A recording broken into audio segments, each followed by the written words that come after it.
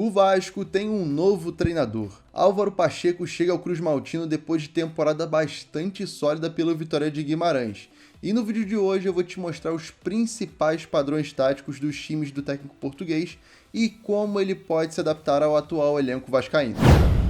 Iniciando a análise, é muito importante dizer que os times do Álvaro Pacheco respeitam muito o contexto de cada jogo e, lógico, podem variar. Mas no Vitória de Guimarães ele foi muito fiel ao esquema de 3 zagueiros e, consequentemente, a saída de 3+1, que, a depender do bloco de pressão do adversário, pode se tornar um 3+2, até para gerar novas linhas de passe com essa aproximação do segundo volante à primeira linha de defensores, sendo uma opção a mais de passe no espaço curto, né? E aí, em situações de pressão do adversário na saída de bola, o jogo direto é muito utilizado.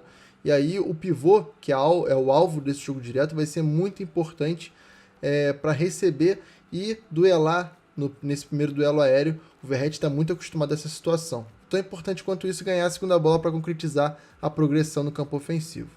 Uma outra possibilidade de progredir em campo ofensivo com mais rapidez são esses lançamentos quando o volante se apresenta com a bola, visando o extremo atacando profundidade, algo que acontece muito nos times do Álvaro Pacheco também.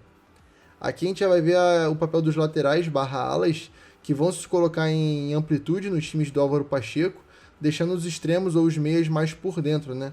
E aí, por eles serem muito agudos, eles geralmente vão até se conectar para terminar as jogadas dentro da área, como a gente vai ver durante o vídeo em algumas ocasiões.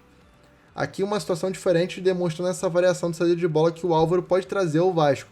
No Estoril, trabalho anterior ao Vitória de Guimarães, utilizava muito esse tipo de variação com uma saída de 4, uma linha de 4, um 4+1 ou 4+2, nesse caso com a pressão do adversário. E aí, independente da saída de bola, da configuração, né, a gente vê que o jogo direto está muito inserido no jogo do Álvaro Pacheco. E lógico, os laterais, depende do esquema, vão ser muito importantes e até protagonistas nesses cruzamentos. Aqui é legal a gente ver a posição dos alas, porque o Mangas pelo lado esquerdo vai estar em posição de cruzamento e o Bruno Gaspar sem bola vai fazer um movimento interessante. O Mangas vai achar o André em infiltração na área e olha onde vai aparecer o Bruno Gaspar, lateral direito, ala direito, para finalizar na pequena área. Isso demonstra o quanto os laterais, os alas do Álvaro Pacheco podem terminar jogadas por dentro também. Isso vai muito de acordo com o movimento do extremo, né? Como nesse caso aqui, em que o extremo se coloca em amplitude e o Mangas vai estar dentro da área para ser uma opção e vai inclusive gerar uma assistência para o André Silva, hoje atacante do São Paulo.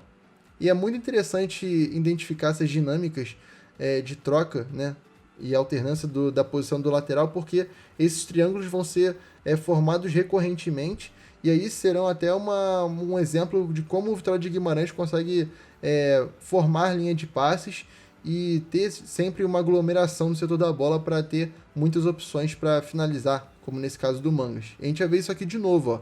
Olha a aglomeração no setor da bola em que o Vitória de Guimarães tem 5 jogadores contra 3 do adversário, 4, né, que o zagueiro ali está chegando para marcar na entrada da área. E aí o Jota Silva vai receber um excelente... Os cruzamentos são uma arma dos times do Álvaro Pacheco e o Vasco já utiliza bastante.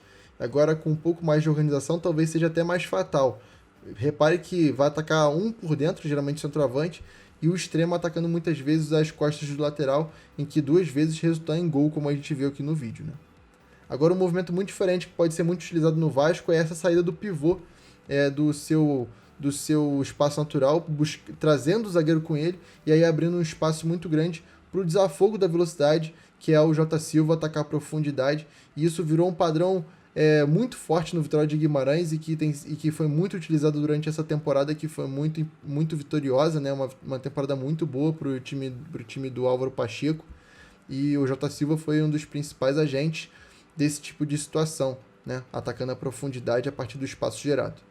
Aqui em situação de defesa, no momento defensivo, o Vitória de Guimarães do Álvaro Pacheco marcava num 5-3-2, em que o centroavante, o Jota Silva, que era esse jogador mais criativo e de desafogo, sobrando na frente, dá até para traçar um paralelo com o Payet, não pela velocidade, mas pela criatividade, né?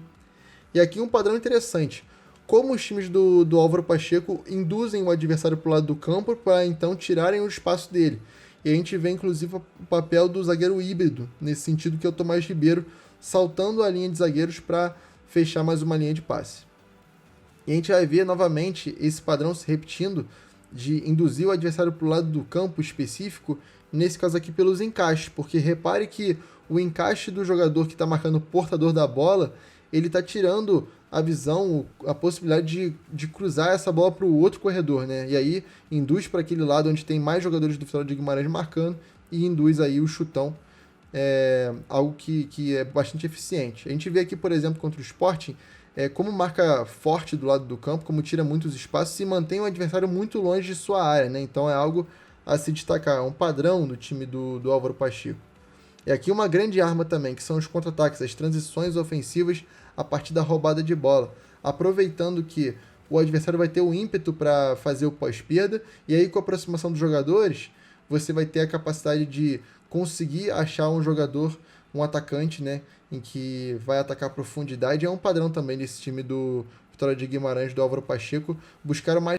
Isso se repete inclusive em contextos de pivô, como nesse caso aqui a gente vai ver o André Silva aparecendo duas vezes, né? Primeiro de costas, em que ele não tem referência, né? E depois de frente, podendo fazer um bom lançamento para o Jota Silva, de novo sendo uma opção de desafogo, né? A gente vê como esse time é muito ativo nessa parte de recuperação, né? E a partir dessa atividade e dessa capacidade de recuperação vai ser muito objetivo e vertical para.